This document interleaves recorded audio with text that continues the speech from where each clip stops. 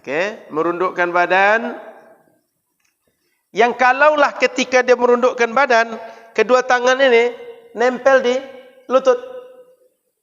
Maka orang yang ruku itu paling minimal posisinya sudah sampai tangan ke lutut, itu sudah ruku disebut. Maka kalau ada bapak ibu nengok ada orang tua, dia tak tulangnya sudah payah untuk ruku, dia sujud ruku cuma begini, itu sah. Ini disebut ruku dan ini posisi paling minimal ruku. Tapi kalau kita disebut bahwa ruku itu lurus sehingga kalau letakkan gelas di atas punggung kita tak jatuh, itu posisi sempurna.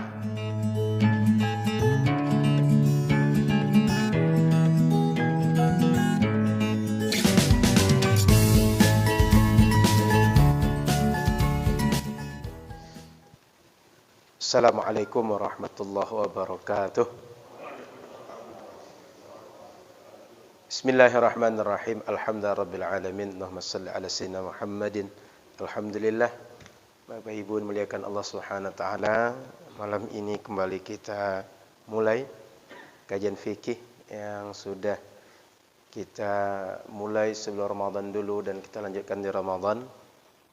Dan kajian kita kembali kita runut dari awal karena di Ramadan sengaja kita lompat beberapa tema menyesuaikan dengan kebutuhan di saat itu. Sehingga kita balik kepada kajian tentang rukun salat. Karena terakhir sebelum Ramadan kita mengkaji tentang rukun salat. Salawat serta salam pada Rasulullah sallallahu alaihi wasallam. Mudah-mudahan kita semua di akhirat berjumpa dengan Rasul dan termasuk di antara orang yang mendapat syafaat Rasulullah sallallahu alaihi wasallam. Amin ya rabbal alamin. Baik. Kalau di buku yang ini kita lihat di halaman 29 30 37 37 atau sudah 38 Pak?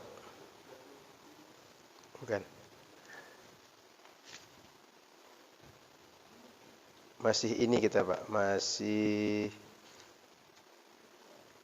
rukun sholat di halaman 33. Betul.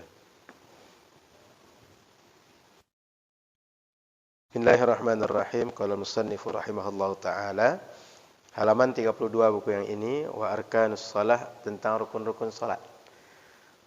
Faslun wa arkanus salati 18 ruknan. Fasal yang menjelaskan bahwa rukun salat ada 18. An-niyatu, yang pertama niat, wal qiyamu ma'al qudrah, yang kedua berdiri ketika mampu berdiri, wa takbiratul ihram memulai salat, wa qiraatul Fatihah, membaca Al-Fatihah, bismillahirrahmanirrahim, ayatun minha, dan bismillahirrahmanirrahim ayat dari Al-Fatihah, sehingga dia dibaca jahar ketika jahar bersama ayat yang lain, dibaca sir ketika dibaca sir bersama ayat yang lain. Waruku', dan rukun selanjutnya adalah ruku', wattuma'ninah, dan tuma'ninah pada setiap kali ruku', warraf'u wal-i'tidal. Kemudian rukun selanjutnya adalah warraf'u, mengangkat badan, kemudian i'tidal, wattuma'ninatu fihi, dan tuma'ninal ketika, wasujudu, dan sujud, wattuma'ninatu fihi, dan tuma'ninah ketika, subaina sajdataini, dan duduk di, tuma'ninatu fihi, dan tuma'ninah ketika duduk di antara dua sujud, wal julusul akhiru, dan duduk untuk tasyahud akhir, wat tasyahudu fihi, dan bertasyahud ketika julus duduk akhir, wassalatu ala nabi sallallahu alaihi wasallam, dan bersalat pada Nabi sallallahu alaihi wasallam fihi, pada tasyahud akhir, wat taslimatul ula, dan salam yang pertama, wa niyatul khuruj minas shalah, niat keluar dari salat, wa tartibul arkani ala ma dzakarna, dan rukun yang ke-18 adalah tertib melaksanakan semua rukun yang telah dijelaskan. Terakhir kita tentang Al-Fatihah ya. Betul Ustaz? Atau Al-Fatihah sekarang?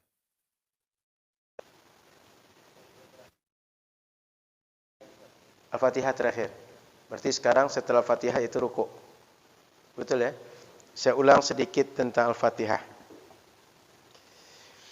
Pertama, Al-Fatihah adalah rukun yang wajib dibaca oleh setiap orang sholat. Fatihah itu semua orang sholat. Setiap orang sholat wajib baca Al-Fatihah. Apa saja sholatnya? Sholatnya wajib baca Al-Fatihah. Sunnah, wajib baca. Sholatnya jahar, wajib baca. Sir, wajib baca. Sholatnya sendirian, berjamaah, wajib baca. Sendirian atau jamaah, wajib baca. Imam jadi makmum, wajib baca.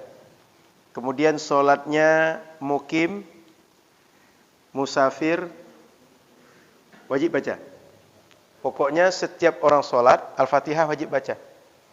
Tidak gugur dengan bacaan imam. Mau sholatnya wajib, mau sunnah, mau sholatnya dibaca jahar atau sir, wajib baca Al-Fatihah. Mau sholatnya sendirian, mau berjamaah, wajib baca Al-Fatihah. Mau sholatnya sebagai imam, sebagai makmum, baca Al-Fatihah.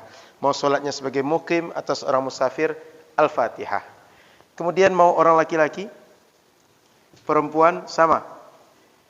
Mau orang dewasa, anak-anak, sama. Semuanya wajib baca Al-Fatihah. Artinya setiap orang sholat, di dalam sholat pada setiap rakaat wajib baca Al-Fatihah. Apapun status orang melaksanakan sholat, apapun status sholat dari segi hukum yang dikerjakan, wajib baca Al-Fatihah. Kemudian Bapak Ibu yang dirahmati Allah Subhanahu wa taala, sedikit. Baik. Kenapa kita wajib baca Al-Fatihah? Karena kata Nabi, la salata liman lam yaqra' bi Fatihatil Kitab. Ini hadis Nabi, hadis sahih. La salata liman lam yaqra' bi Fatihatil Kitab. Nabi menyebutnya dengan kalimat bi Fatihatil Kitab. Bahwa tidak dianggap seseorang salat kecuali ketika salat dia baca Al-Fatihah. Disebutkan bi Fatihatil Kitab, sebut nama surat.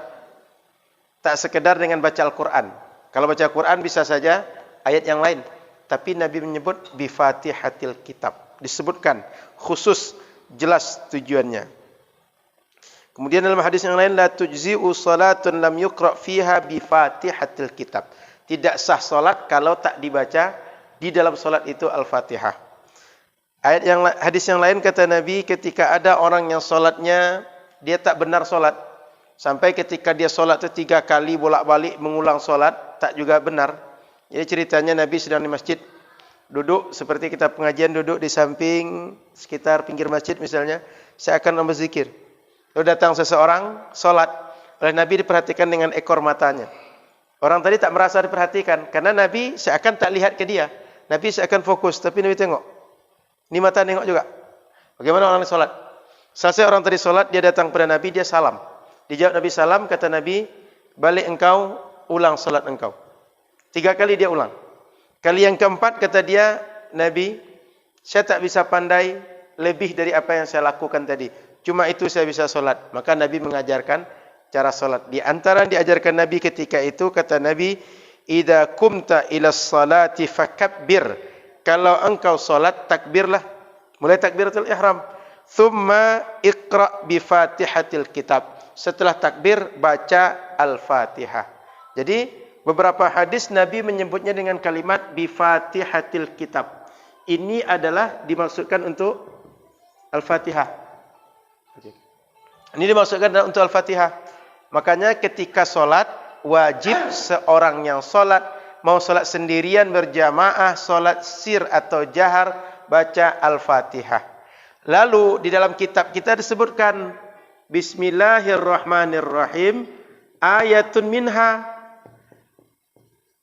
Bismillah disebut 1 ayat di antara Al-Fatihah.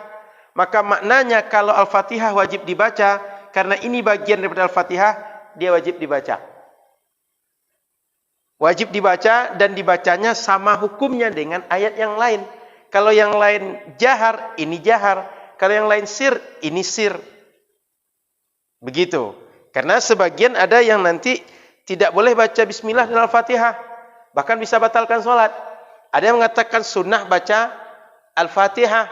Ada yang mengatakan bahwa dia dibaca sir ketika bacaan yang lain jahar. Mazhab Syafi'i tidak. Hukumnya sama dengan ayat yang lain. Maka disebutkan secara jelas, secara terang, wa bismillahirrahmanirrahim ayatun minha. Bismillah satu di antara 7 ayat surat Al-Fatihah. Maka kita ketika mengamalkan mazhab Syafi'i, bismillah itu kita baca keras sama dengan alhamdulillah, ar-rahmanir-rahim dan seterusnya. Gitu. Kemudian Bapak Ibu rahmati Allah Subhanahu wa taala, apa dalilnya bahwa bismillah bagian daripada Al-Fatihah? Ini banyak dalilnya. Di antaranya Nabi sallallahu alaihi wasallam ketika salat beliau membacanya dengan bismillahirrahmanirrahim baru masuk alhamdulillah. Kalau ada nanti yang membantah di antara hadis itu, nanti Bapak Ibu silakan tengok di antara yang menjelaskan bahwa bahwa Allah menjawab setiap kali kita baca ayat dari Al-Fatihah. Itu dijelaskan bismillahirrahmanirrahim ayat dari Al-Fatihah. Kemudian bagaimana kalau ada orang memandang bahwa Al-Fatihah itu mulai dari alhamdulillah bilhamdi.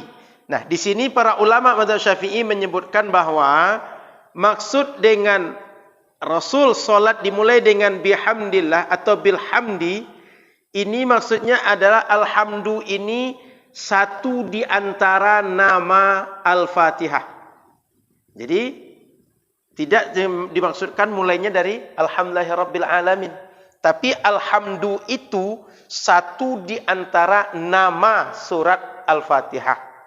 Makanya Al-Fatihah ini satu surat yang punya banyak nama. Di antara namanya Ummul Kitab, karena dia berada di awal, karena dia kesimpulan semua isi kitab. Ada lagi namanya Al-Fatihah, ada lagi namanya Ummul Quran, ada lagi namanya Al-Kafiyah. Satu Al-Fatihah itu sudah mewakili keseluruhan ayat Al-Quran, karena dalamnya maknanya. Ada lagi namanya Sab'ul Mathani, sebuah ayat yang sering dibaca berulang-ulang ketika salat. Minimal setiap salat 2 kali kita baca. Ada lagi namanya Al-Wafiyah, ada lagi namanya Asy-Syifa. Kemudian di antara namanya Alhamdu. Kenapa? Di dalamnya ada Alhamdulillahi Rabbil Alamin.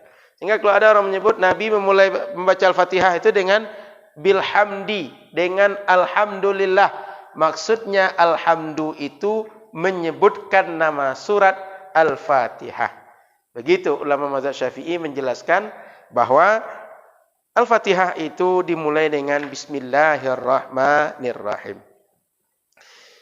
Baik, kemudian Bapak Ibu rahmati Allah Subhanahu wa taala, apa dalilnya Ustaz bahwa makmum juga membaca Al-Fatihah ketika salat? Di antara dalilnya adalah cerita sahabat Ubadah bin Samit. Qal shalla bina Rasulullah sallallahu alaihi wasallam subha. Rasul salat subuh bersama kami. Fathaqulat alaihi al-qiraah. Rasul ketika baca itu agak terasa sendat, berat membaca Al-Fatihah. Falamman sarafa qal. Ketika Nabi selesai salat, beliau memaling ke belakang, tengok ke belakang. Apa kata Nabi kepada sahabat? Inni la arakum taqra'una khalfa imamikum. Aku tadi kalau baca surat tu agak payah. Kenapa? Aku dengar, aku tengok kalian ketika aku baca, kalian baca juga. Jadi berebut kita membaca. Saya baca, kalian baca. Sehingga ketika kalian membaca, saya terpengaruh dengan kalian. Kan sudah biasa kita begitu. Kalau kita baca, orang juga baca. Itu berebut-rebut itu pengaruh kita. Yang dibaca orang mempengaruhi kita. Kita mempengaruhi orang. Itu sudah biasa. Lalu, wallahi ajal ya Rasulullah. Kata sahabat, betul Rasul. Naf'alu hadha. Kami tadi membaca seperti yang kau sebutkan. Qal, la taf'alu bi illa bi ummil kitab. Kata Nabi, kalian tak usah membaca bacaan solat yang lain ketika kita solat berjamaah kecuali ummul kitab. Maknanya kalian tak perlu baca surat Al-Quran seperti imam membaca surat yang panjang, membaca ayat seperti imam baca ayat yang panjang. Cukup yang kalian baca di belakangku Al-Fatihah saja. Selain itu tak perlu. Maknanya kalau baca ayat cukup Nabi saja, yang lain dengarkan. Kalau Al-Fatihah Nabi baca, kalian juga baca. Maka hadis ini menunjukkan bahwa orang yang solat berjamaah, imam baca Al-Fatihah, makmum baca Al-Fatihah. Lalu kata Nabi, la taf'alu fa innahu la salata liman lam yaqra' biha. Karena orang yang tak baca Al-Fatihah tak sah solat dia, kata Nabi. Berarti imam wajib baca Al-Fatihah, makmum juga wajib baca Al-Fatihah. Kenapa ini perlu saya jelaskan lebih? Sebab sebagian kita memandang kalau solat jamaah tak perlu lagi makmum baca Al-Fatihah. Betul? Sebagian kita ada memandang begitu. Ini terpengaruh dengan pemikiran dalam mazhab Imam Abu Hanifah, bahwa kalau imam sudah membaca Al-Fatihah, makmum tak perlu lagi baca Al-Fatihah. Cukup imam saja.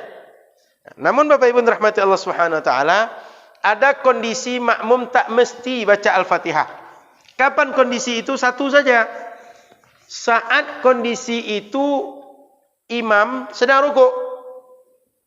Imam sedang rukuk. Lalu datang seorang masbuk. Orang masbuk ini dia langsung bergabung bersamaan dengan imam yang sedang rukuk. Lalu ketika dia melanjutkan solat, bila dia sama rukuknya dengan imam, Al-Fatihahnya sudah terwakilkan oleh imam dan dia tinggal lengkapkan rakaat yang belum dikerjakan bersama imam. Tapi rakaat yang dia dapat dengan imam, dia dapat satu rakaat meskipun berbarengan saat rukuk saja. Ini baru makmum tak perlu baca Al-Fatihah, kejadian ini. Tapi bila sama-sama mulai solat, makmum dan imam wajib baca Al-Fatihah. Atau mendapati imam sedang berdiri, makmum baca Al-Fatihah. Kalau rukuk baru tidak lagi baca Al-Fatihah. Paham Bapak Ibu? Jadi kondisi ini, kalau secara umum imam dan makmum wajib baca Al-Fatihah. Rasanya sudah penjelasannya. Karena waktu itu saya sempat minta Pak Imam jadi contoh waktu rukuk itu. Betul ya? Baik, ini sedikit penambahan daripada Al-Fatihah. Baik, kita lanjut. Rukun selanjutnya adalah tentang rukuk.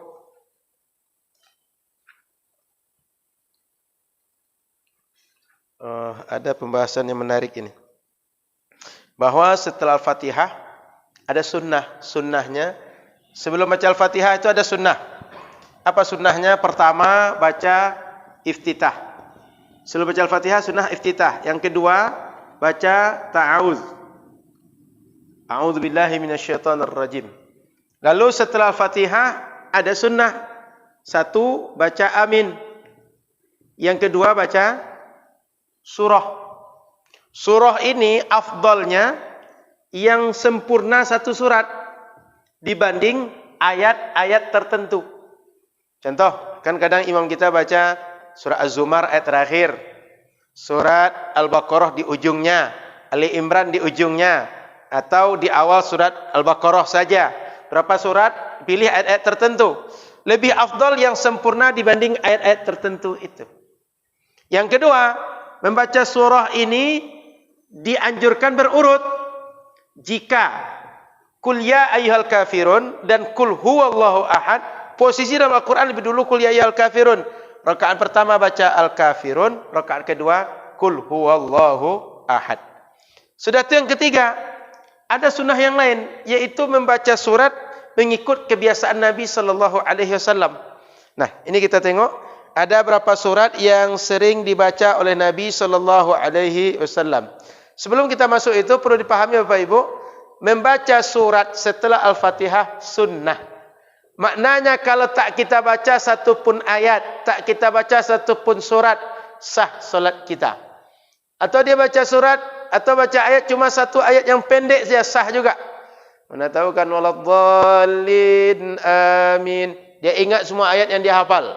Saking bingungnya tak ada satu pun yang ingat Yasin, Allahu Akbar. Kamu dah tahu dah pula begitu kan? Alif Lam Mim, Allahu Akbar. Atau dia baca Qaf, Nun, Ra, langsung dia rukuk, sah juga. Bagian daripada sunnah di dalam solat. Nah, ada beberapa ayat yang biasa dibaca oleh Nabi di dalam solat beliau. Di antaranya adalah dijelaskan yustahabbu lil musalli ay yaqra'a fi subhi wa zuhri tiwal al mufassal. Kalau solatnya subuh, solatnya zuhur, sebaiknya membaca surat-surat yang ayatnya tak terlalu panjang, tak terlalu pendek. Contoh surat-surat terdapat pada juz 25, 26, 27, 28 sampai 30. Seperti membaca surat As-Saffat, Al-Jasiyah, kemudian surat-surat yang terdapat pada juz-juz itu. Itu Nabi salatnya begitu biasanya. Kemudian Nabi dalam salat subuh kadang baca surat Al-Waqiah. Satu surat Al-Waqiah. Bukan surat Al-Waqiah hanya 10 ayat pertama atau hanya 10 ayat di tengah, enggak, tapi seluruhnya. Fa idza kana subhu yaumal jumu'ah ustuhibba lahu ay yaqra fiha alif lam tanzil as-sajdah. Kalau subuh hari Jumat dianjurkan membaca surat alif lam mim tanzil atau surat as-sajdah. Dan rakaat kedua membaca hal ata 'alal insani hinun minad dari lam yakun syai'an madhkura. Surat Al-Insan sebagian menyebutnya, sebagian menyebut surat Ad-Dahr. Jadi rakaat pertama as-sajdah, yang kedua Al-Insan atau Ad-Dahr. Enggak tahu, Ustaz hafal itu atau tidak? Kalau hafal boleh kita buat di sini setiap subuh hari Jumat. Rakaat pertama as-sajdah, yang kedua Al-Insan Ad-Dahr. Tapi perlu diingat Ustaz, jangan ditukar dengan surat yang lain yang ada sajadahnya. Karena bukan karena sajadahnya yang sunnah, tapi surat as-sajadahnya yang sunnah. Kan bisa saja berpikir nanti, surat sajadah lagi kurang hafal, baca saja yang ada sajadah di juz 30. Atau yang ada di juz lain, surat Al-Hajj misalnya. Tidak boleh. Mesti surat as-sajadahnya, bukan yang ada sujud sajadah. Dia poinnya di situ, surat sajadah. Rakaat kedua surat Al-Insan atau surat Ad-Dahr. Kemudian di dalam salat asar dan salat isya dianjurkan membaca bi awsatil mufassal. Dianjurkan membaca surat yang seperti tadi juz 25, 26, 27 tapi yang agak pertengahan panjangnya. Contoh baca surat Al-Hujurat, kemudian baca surat Al-Qamar, surat Ar-Rahman, atau surat seperti itu. Tak sepanjang ketika zuhur dan asar tadi. Kenapa? Karena ketika zuhur dan asar tadi bacaannya adalah sir. Orang bisa cepat membaca, tak lama orang membaca. Tapi ketika salat isya, orang sebagian sudah capek. Kalau panjang betul, jangan-jangan dia tertidur mendengar imam baca. Dan ketika asar, orang sudah capek habis bekerja sore hari. Jangan terlalu panjang. Maka agak singkat sikit. Tapi kalau solatnya solat zuhur, orang masih sedang on, masih sedang kuat. Solat maghrib juga begitu. Malam. Kemudian dalam hadis yang lain jelaskan bahwa wa yustahabbu ay yaqra al-musalli fil awalaini fil. Tapi kalau solat maghrib 2 rakaat pertama, kalau bisa ayatnya yang pendek-pendek betul. Dari mana? Ad-duha ke belakang. Ad-duha, alam nashrah, wat-tin, inna anzalnahu fi lailatul qadr. Kalau salat maghrib 2 rakaat pertama yang singkat dari ad-duha sampai kul huwallahu ahad. Jadi Nabi ketika salat maghrib baca agak singkat, sebab maghrib ni waktunya singkat. Isya orang sudah mulai capek, jangan terlalu panjang. Asar orang juga sudah capek habis bekerja seharian, jangan terlalu panjang. Baik, itu beberapa anjuran tentang solat yang dibaca ketika solat. Kemudian tambahan yang lain, boleh juga di dalam solat itu ayyaqra ayatim minas suwar, baca berapa ayat seperti yang tadi kita sebut. Awal Al-Baqarah saja, akhir Al-Baqarah saja, Az-Zumar saja. Cuma kalau seandainya afdal, yang satu surat sempurna lebih baik dibanding potongan-potongan ayat. Sudah itu wa yajuzul jam'u baina surataini fi rak'ah, boleh juga baca 2 surat dan 1 rakaat. Tidak mesti 1 surat saja. Pernah kejadian sahabat Nabi surah Al-Baqarah belum juga rukuk. Baca surat Ali Imran belum juga rukuk. Baca surah An-Nisa belum juga rukuk. Sehingga jamaah ngadu pada Rasul. Rasul, saya semalam sholat tahajud dengan si Anu. Lalu dipanggil oleh Rasul. Dipanggillah sahabat tadi, di antaranya sahabat yang biasa itu namanya Muaz. Afattanun anta ya Muaz. Muaz, apakah engkau hendak membuat fitnah dalam solat ini? Sehingga orang tak mau lagi solat gara-gara kalau solat panjang solatnya. Lama betul berdirinya. Sementara para sahabat Nabi tak semuanya punya kesempatan solat panjang seperti Muaz. Sama dengan kita. Di masjid ada yang bisa solat lama, ada yang tidak. Ada yang urusannya sedang lapang, ada yang sedang perlu bergegas. Maka tidak boleh imam itu solat panjang-panjang mengikuti kehendak dia. Maka imam itu sebaiknya kalau dia jadi imam bacaan agak singkat sikit, menengah sikit. Kenapa? Makmum ini banyak keperluan. Ada ibu-ibu yang sedang meninggalkan anak di rumahnya, kalau tak segera pulang anak menangis. Ada bapak-bapak sedang mengurus, mungkin sedang mengurus KTP, mengurus KK. Kalau lama betul di masjid, lama betul berangkat ke kantor KUA, kantor Kades atau berbagai kantor, dia tak selesai urusan hari itu. Padahal sudah nanggung waktu dia. Sehingga solat dia tak khusyuk. Mungkin dia mufaraqah solat. Atau mungkin dia batalkan solat dia karena dia sangat perlu. Kemudian Bapak Ibu rahmati Allah Subhanahu Wa Taala. Kalau seandainya kita dalam solat itu membaca surat, lalu rakaat kedua ulang lagi surat yang sama, boleh juga. Tak masalah. Atau kita baca ayat selanjutnya, boleh. Jika dia punya urutan berbeda seperti tadi, ada yang awal, ada yang akhir, sebaiknya yang awal dahulukan, yang akhir diakhirkan menurut posisi di dalam surat, di dalam Al-Quran. Kemudian Bapak Ibu rahmati Allah Subhanahu Wa Taala, bahkan ada sahabat Nabi itu, setiap rakaat dia baca Al-Fatihah. Pokoknya apapun solat, setiap rakaat Al-Fatihah. Nabi tak suruh begitu, tapi dia buat. Nabi tak menyalahkan. Nabi cuma tanya, kenapa engkau begitu? Kata dia, saya suka surat ini. Nabi justru memuji dia. Almar'u ma'aman ahabba. Seseorang nanti akan bersama yang dia cinta. Kalau Qul huwallahu ahad adalah kalamullah, dia nanti akan bersama Allah di akhirat nanti, insyaAllah.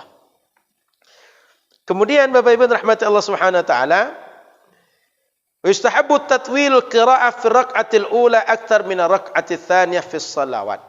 Kalau seandainya kita solat itu ada solat rakaat pertama, rakaat kedua, rakaat ketiga, sebaiknya rakaat pertama agak panjang bacaan banding rakaat kedua, apalagi jadi imam. Sehingga nanti jamaah yang masbuk bisa menyusul, bisa bersama dengan imam. Kemudian walakinnahu fi subhi ashadd istihbaban. Kalau subuh dianjurkan lebih panjang sikit rakaat pertama dibanding rakaat kedua. Itu lebih dianjurkan dibanding solat-solat yang lain. Amma qira'atu suratu fi nawafil fa yustahabbu at-takhfif fi rak'ati sunnati subhi. Kalau seandainya kita solat sunnah, terutama solat sunnah qabliyah subuh, dianjurkan bacaannya agak singkat sikit, tak terlalu panjang. Karena ada sunnah, saya tak tahu pernah sebut di sini atau tidak, setelah subuh itu antara azan subuh dan iqamahnya, itu dianjurkan berbaring sejenak. Tak tidur, berbaring.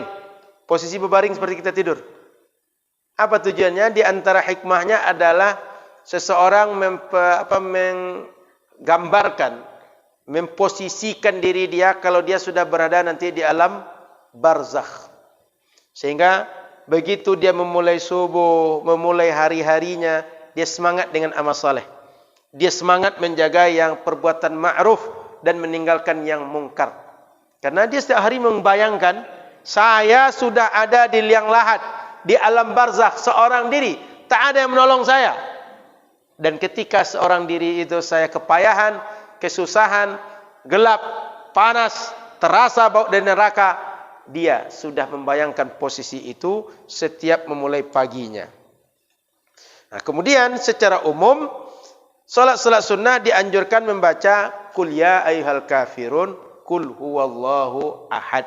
Kalau tak disebutkan secara spesifik ayat apa dibaca. Artinya kita salat sunat qabliyah, salat sunat ba'diyah. Apa ayat yang kita baca? Baca Qul ya ayyuhal kafirun pertama, Qul huwallahu ahad rakaat kedua. Kecuali surat dalam salat Id dan salat istisqa dianjurkan surat-surat tertentu. Maka kita baca berdasarkan anjuran. Tapi solat yang tak disebutkan anjuran surat tertentu, bacalah rakaat pertama Qul ya ayyuhal kafirun, rakaat kedua Qul huwallahu ahad. Ada pertanyaan seperti Al-Fatihah dan surat tadi? Kalau tidak kita masuk tentang rukuk. Silakan kalau ada yang bertanya. Ada yang bertanya, Bu? Terkait Al-Fatihah dan surat tadi? Ada? Kita lanjut tentang rukuk. Rukuk adalah posisi seseorang ketika sholat, dia merundukkan badan dia. Merundukkan betul ya? Menundukkan apa merundukkan? Apa bahasa Indonesia yang betul? Merundukkan badan. Pokok badan kita posisinya begini. Apa namanya itu? Merundukkan badan. Inhina bahasa Arabnya. Posisi merundukkan badan. Oke, merundukkan badan. Yang kalaulah ketika dia merundukkan badan, kedua tangan ini nempel di lutut. Maka orang yang ruku itu paling minimal posisinya sudah sampai tangan ke lutut, itu sudah ruku disebut. Maka kalau ada bapak ibu nengok ada orang tua, dia tak tulangnya sudah payah untuk ruku, dia sujud ruku cuma begini, itu sah. Ini disebut ruku dan ini posisi paling minimal ruku. Tapi kalau kita disebut bahwa ruku itu lurus sehingga kalau letakkan gelas di atas punggung kita tak jatuh, itu posisi sempurna. Jadi ada posisi minimal, ada posisi sempurna. Sekedar nempel kedua telapak tangan di lutut, itu sudah disebut ruku. Maka kalau orang sedang begini saja, kan ada orang tua Pak ya, atau mungkin orang baru belajar sholat, atau dia sedang sakit pinggang, cuma sekedar begini dia ruku, itu sudah disebut ruku. Meskipun cuma sedikit gini ya. Mungkin terbentuk cuma 40 derajat atau 30 derajat, 45 atau 60 derajat, cuma begitu sudah disebut dia ruku. Yang sempurna bila lurus punggung kita sehingga kalau ditaruhkan gelas di atas punggung tak jatuh air, itu posisi sempurna. Nah, maka ruku itu adalah merundukkan badan. Ketika merunduk ini tangan kita mencapai lutut, menyentuh lutut. Dipegangnya lutut. Maka kemudian ada nanti posisinya adalah posisi minimal, ada posisi sempurna. Ini perlu dijelaskan karena sebagian kita mungkin tengok ada orang yang sujudnya tak seperti kita yang lurus punggungnya. Kenapa? Karena dia mungkin baru tahu, karena dia mungkin tulangnya sakit, atau sudah faktor usia. Jadi ada batas untuk kadar minimal, ada yang sempurna cara sujud. Kemudian Bapak Ibu rahmati Allah Subhanahu wa taala, ruku ini menjadi rukun karena dalam Al-Qur'an dipuji. Di antaranya kata Allah, ya ayyuhalladzina amanu ruk'u wasjudu, hai orang-orang beriman, rukuk dan sujudlah kalian. Kemudian ayat kata Allah, wa tahhir baiti lit-ta'ifina wal qa'imina ruk'is sujud. Bersihkanlah oleh kalian, wahai Adam dan Ismail, wahai kalian Ibrahim dan Ismail, rumahku ini untuk orang-orang yang rukuk, untuk orang-orang yang sujud, untuk orang tawaf, untuk orang-orang yang salat. Disebutkan rukuk secara spesifik. Maka di dalam hadis Nabi juga Nabi mengatakan, idza qumta ila shalah, kemudian lanjutan hadis summarka hatta tatma'inna raki'a.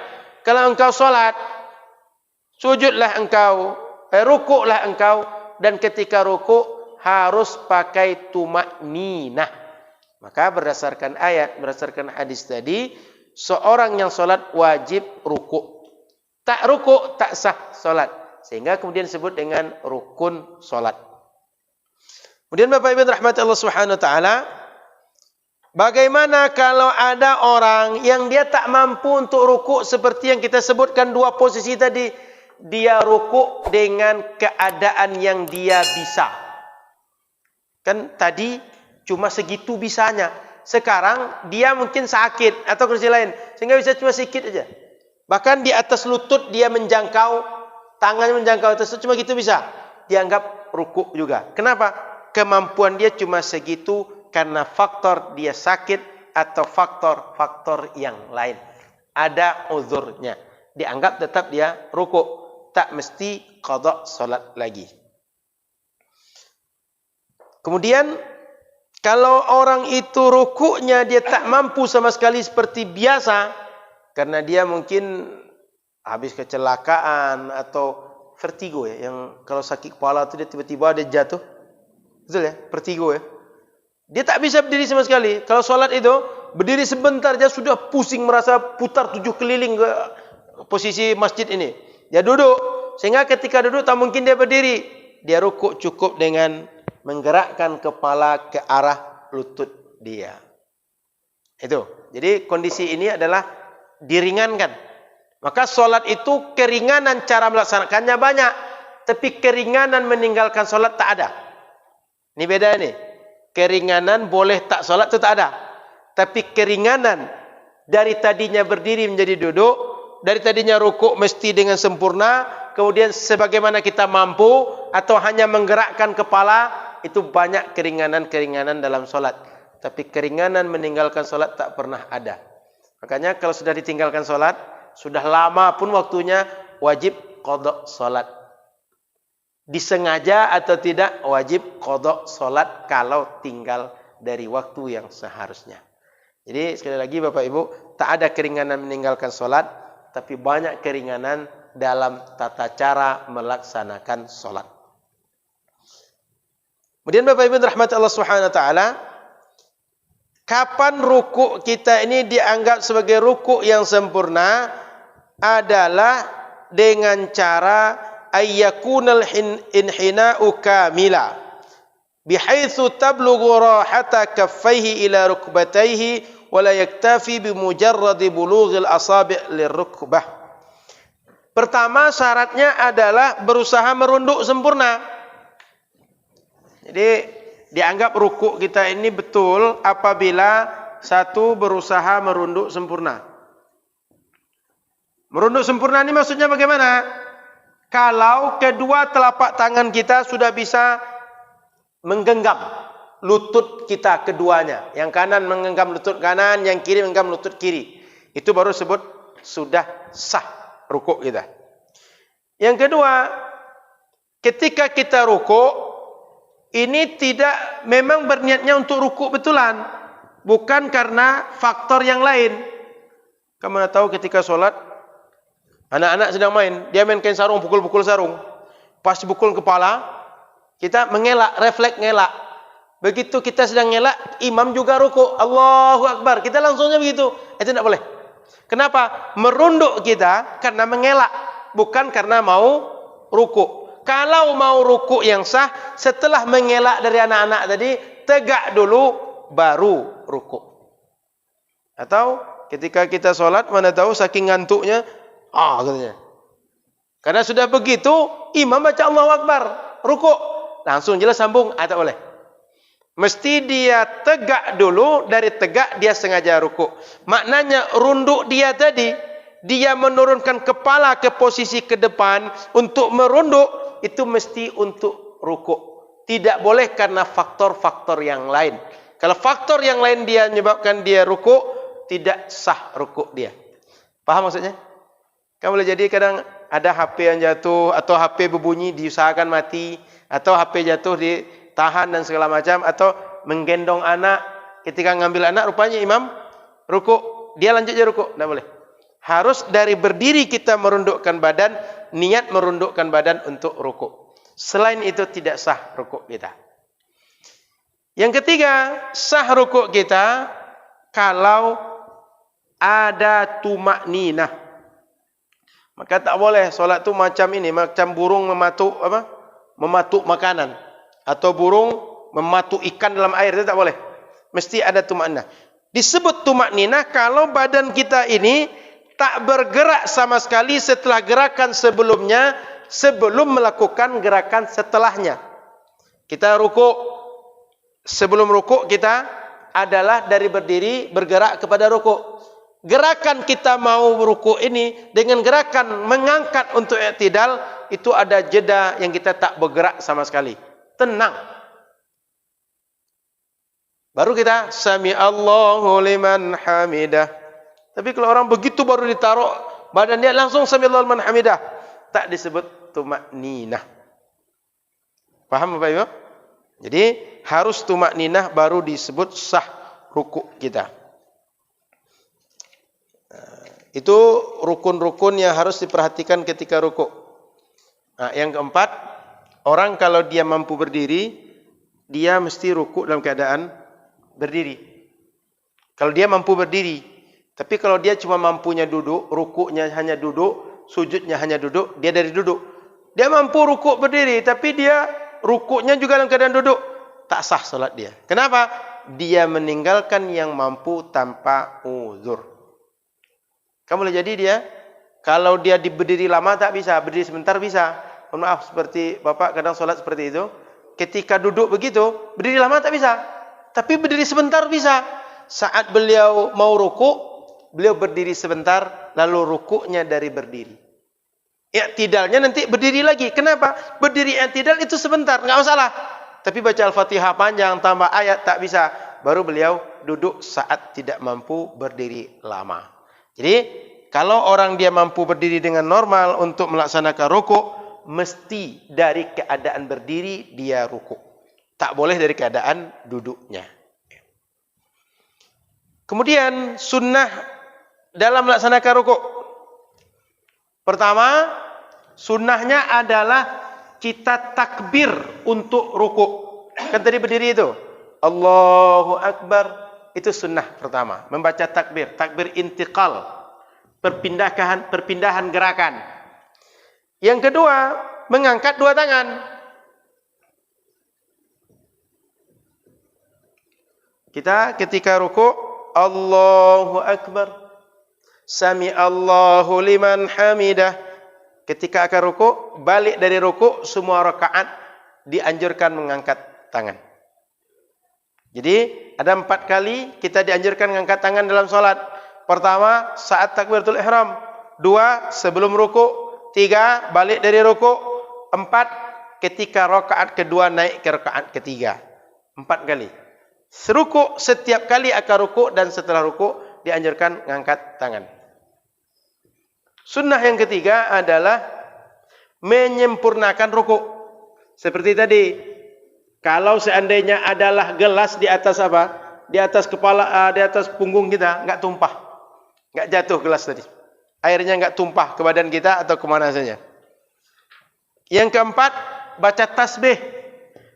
Maksud baca tasbih ini baca Subhana rabbiyal azimi wa bihamdih.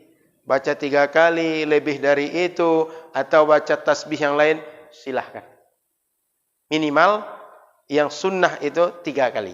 Yang sunnah paling minimal sekali, 1 kali. Paling minimal sekali kita melaksanakan sunnah 1 kali. Yang sempurna 3 kali. Lebih banyak dari itu, lebih baik. Yang kelima, berdoa. Jadi ketika rukuk itu boleh kita berdoa. Sama dengan sujud. Saat sujud boleh kita tasbih tambah doa. Saat rukuk juga boleh kita saat itu berdoa. Ini sunnah-sunnah dalam rukuk. Baik, sebelum isya kita buka tanya jawab tentang rukuk. Silakan kalian bertanya. Silakan, Pak. Baik, Pak. Kemana arah pandangan mata? Baik. Di antara para ulama kita menganjurkan, Pak, kalau bisa arah pandang itu fokus pada satu titik. Satu titik yang membuat kita tak berpaling, tak membuat kita punya pikiran banyak, bertukar ke sana kemari. Satu titik ke arah tempat sujud itu lebih baik. Apalagi kalau masjid itu sempat banyak kaligrafi, banyak pula tulisan. Banyak informasi, sehingga kerja orang ketika sholat, pindah mata sana sini baca informasi saja. Tapi perlu diingat juga Bapak Ibu rahmati Allah Subhanahu wa taala, bukan berarti kalau masjid ada kaligrafi itu masjid tak sunnah. Karena pula buat kategori bahwa masjid yang sunnah itu tak ada kaligrafi di dalamnya. Masjid Nabawi itu banyak kaligrafi di depannya. Kalau yang pernah haji, pernah kiblat, tengok arah kiblat itu sangat banyak kaligrafi. Indah-indah, cantik-cantik. Bahkan kalau tengok yang kubah kecil-kecilnya, ya kubah kecil-kecil istilahnya itu, yang di atas itu gambar bunga, bukan kaligrafi ayat Al-Quran, gambar bunga betulan. Yang posisi raudhah itu, nanti kalau tak percaya coba tengok langsung, apa cari di internet atau ketika haji umroh tengok di situ. Itu gambar bunga dibuat. Jadi ketika dulu Masjid Nabawi dilakukan renovasi, itu para sahabat Nabi ada yang buatnya zakhrafah, dibuat kaligrafi di dalamnya. Jadi tak mesti kalau tak ada kaligrafi baru sunnah. Ada kaligrafi tak sunnah, tidak begitu. Jadi sebaiknya Pak fokus ke arah tempat sujud pada satu titik saja. Supaya lebih khusyuk di dalam sholat. Begitu Pak. Cukup Pak? Baik. Silakan Pak.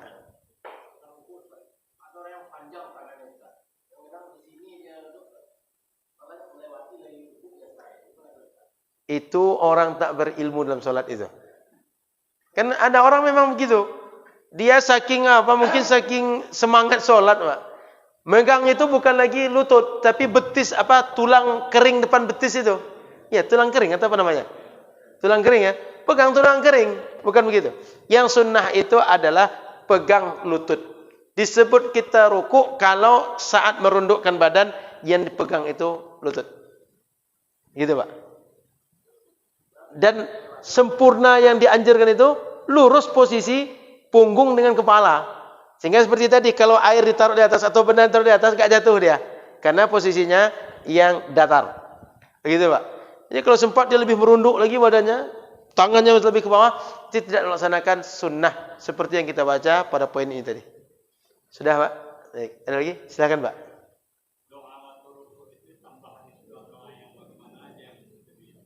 Baik. Nabi SAW bahkan ketika rukuk itu membaca Subuhun Qudusun Rabbuna wa Rabbul Malaikati wa Ruh. Seperti itu. Baca yang lain boleh juga. Nanti Bapak ingin Allahumma ufirli, Allahumma arhamni, Allahumma dakhilnil jannah ma'a nabiyyina Muhammadin sallallahu alaihi wasallam. Boleh. Bahkan Nabi kadang baca ketika rukuk itu Subhanaka wa bihamdik la ilaha illa anta. Boleh seperti itu kita baca. Artinya, dalam semua solat itu kesempatan kita memperbanyak bacaan doa. Di luar zikir yang diwajibkan dalam solat. Al-Fatihah zikir diwajibkan tuh, dengan posisi tertentu. Tasyahud, salam, kemudian takbir. Di luar itu, saat rukuk, saat sujud, saat duduk di antara dua sujud, saat i'tidal, itu waktu itu boleh berdoa semua Pak. Diisi dengan doa kebaikan akhirat, kebaikan dunia, boleh diisi semuanya. Begitu Pak. Cukup? Oke. Ada lagi? Cukup? Silakan. Baik. Posisi tangan ini panjang. Ya. Dia udah menaruh di lutut, tapi kalau tangannya panjang berarti kan punggungnya kan agak berdiri. Satu lagi, dia tangannya panjang, apakah siku ini lurus atau bengkok? Baik. Ini pertanyaan menarik. Jadi saat rukuk posisi tangan kita itu tak dianjurkan membengkok kiri kanan. Tapi posisi dianjurkan lurus, dia tak menempel ke apa namanya? Tak menempel ke rusuk. Tak ke kiri kanan, tak menempel ke rusuk, tapi dia antara rusuk dengan paha kita. Nah, kalau seandainya tangannya panjang, terlalu kepanjangan dia jangan sampai mengganggu orang samping. Dia cukup dia patahkan aja. Dipatahkan nama itu. Dipatahkan jadi sininya. Sehingga dia tetap sempurna rukuk kepala dia. Membentuk 90 derajat. Jadi tangannya enggak dikendor sedikit aja Bang. Ini memegang apa? Dua telapak tangan memegang lutut. Lalu dikendorkan sedikit, dipatahkan sedikit. Tapi jangan ke samping. Kenapa? Apalagi kalau berjamaah itu mengganggu orang di samping. Kalau sendirian tak masalah. Seandainya dibengkokkan ke samping. Begitu Bang.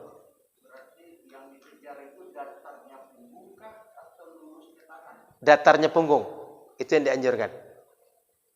Karena lurusnya tangan itu tak semua orang begitu.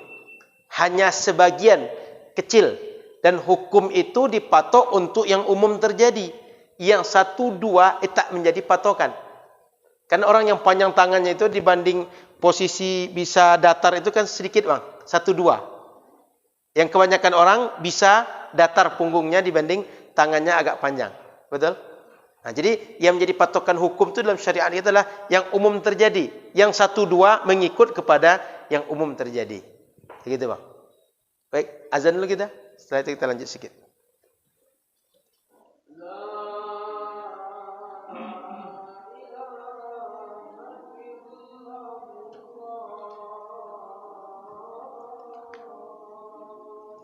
La ilaha illallah Muhammadur Rasulullah. Rabbana salatul qaim sayyidina Muhammadin syafi'il.